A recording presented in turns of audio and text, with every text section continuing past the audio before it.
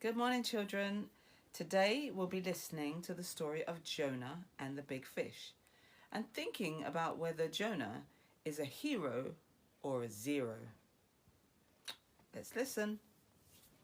Once there was a man called Jonah. He was a prophet, which means he gave messages from God to people. One day, God told him to go to the city of Nineveh and tell them to stop doing really bad things or God would have to punish them. But Jonah didn't want to go to Nineveh. He didn't like the people there and wanted God to punish them and not forgive them. So he ran away to the town of Joppa by the seaside. He saw a ship going to a faraway place and decided to buy a ticket and get on it. He thought God wouldn't be able to find him there. When Jonah got onto the ship, he was feeling very tired and he decided to go straight to sleep. He didn't know it, but up on the deck, a terrible storm had begun. A great wind was blowing the ship around on the waves and it was about to be broken into pieces. The captain and his men were throwing things into the sea to try to stop this boat from sinking, but it wasn't working. All of the men were praying to their gods when the captain noticed Jonah was sleeping. He woke him and told him to pray to his God for help. Jonah explained that the storm was his fault. God had sent it to stop Jonah from running away. "If you throw me overboard," Jonah said, "the storm will stop." The men didn't want to do this and kept trying to save the ship from sinking. But the storm became worse and worse until finally the captain and his men decided to throw Jonah into the water. He asked God to forgive them and then tossed him overboard. Immediately the sea became calm and the men thanked God. Meanwhile, Jonah sank deeper and deeper into the water, but God had prepared a big fish to swallow him up. Jonah was now inside the belly of the fish, and he began to thank God for saving him from drowning in the sea. He realised it was silly to try and run away from God. Jonah stayed inside the fish for 3 days and 3 nights. Then God told him, the fish, to give a big cough.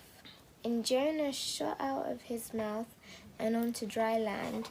He was very happy to be out of the fish. And God told Jonah to go to Nineveh and tell the people to stop being bad. So this time Jonah did as he was told. And when he arrived at the city, he began to tell all the men, the women and the children. God was very sad about all the bad things they were doing. The people were very upset when they heard Jonah's words, and soon everyone, including the king, prayed to God and said they were sorry. God was very glad to forgive them. But this made Jonah so angry he didn't think that they should be forgiven. He sat outside the city and hoped God would change his mind and punish them.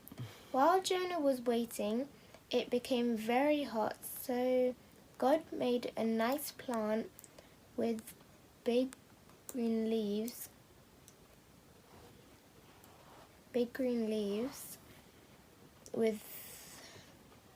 to grow up and stop the sun from burning Jonah. It made Jonah very happy. But the next day, God sent a worm to gobble up the plant. Then the sun beat down on Jonah's head, and he became hot and sweaty and most unhappy. He sulked and wished, ugh, can this be the end? Then God spoke to him. "You are sad, Jonah, about the plant which shriveled up, but you did not make it or look after it. The people of Nineveh are much more important than a plant. I love them all, even their animals, and I will show them my love and forgiveness." Okay, so the story of Jonah is a great Bible illustration about the meaning of sin and repentance. And despite Jonah being blessed, he refused to follow the mission that God had given him. But God still loved this reluctant prophet, and God worked to bring him back into a right relationship. Are we maybe feeling that Jonah could be a zero at this point? Or a hero. But we're all like Jonah and need God's love and patience as we learn to obey. Because of Jesus and the cross, we can be forgiven and welcome back. He was a hero because of God's love for him. So he was a hero. Is that right? Yeah. Awesome. So how about for our activity today, but we're thinking obviously about the story of Jonah, could you get a piece of paper and get a parent to help you and write the word hero, Hero, in big letters in the center of the paper, and you can doodle or you can draw on it everything that a hero means to you. And you can think about the story of Jonah to help you, but you might think of some other stuff as well. You can draw whatever you want to draw, and please share it with us on message us back on the Facebook page and show us what you've done and come up with your hero. So, And for a challenge, you could write the word hero, but you have to write it, but using what? using only circles. So you have to Like draw, zeros? like zeros. So you have to draw circles and make the word hero. Brilliant. I love that.